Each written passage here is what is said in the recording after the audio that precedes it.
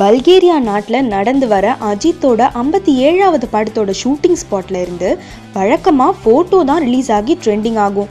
ஆனால் இந்த முறை அஜித் தீர்த்து வச்ச பஞ்சாயத்து ஒன்று லீக் ஆகி சினிமா வட்டாரத்தில் வைரல் ஆகிட்டு வருதுங்க. இயக்குனர் வீரசிவா இயக்கத்தில் அஜித் நடிச்சு வர பெயரிடப்படாத இந்த படத்துக்கு சண்டை காட்சிகள்லாம் வடிவமைக்கிறது ஸ்டண்ட் மாஸ்டர் சில்வா. இவரு அஜித் படத்துக்காக பல்கேரியா போயிருக்காரு. அங்க பெண்கள் சம்பந்தப்பட்ட ஒரு பிரச்சனையில சிக்கிட்டாராம். அந்த நாட்டு போலீஸ் ரொம்பவே ஸ்ட்ரிக்டாம். இவரை கைது செஞ்சு கூட்டிட்டு போயிட்டாங்களாம். அப்புறம் தான் யூனிட்ல உள்ளவங்க அஜித் கிட்ட விஷயத்த கொண்டு போயிருக்காங்க.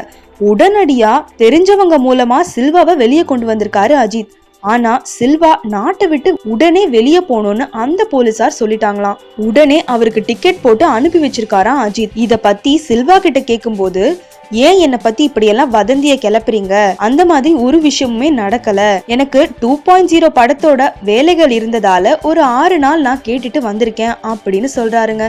எது உண்மையோ இந்த மாதிரி இன்னும் பல செய்திகளை தெரிஞ்சுக்க கலக்கல் சினிமாக்கு சப்ஸ்கிரைப் பண்ணுங்க.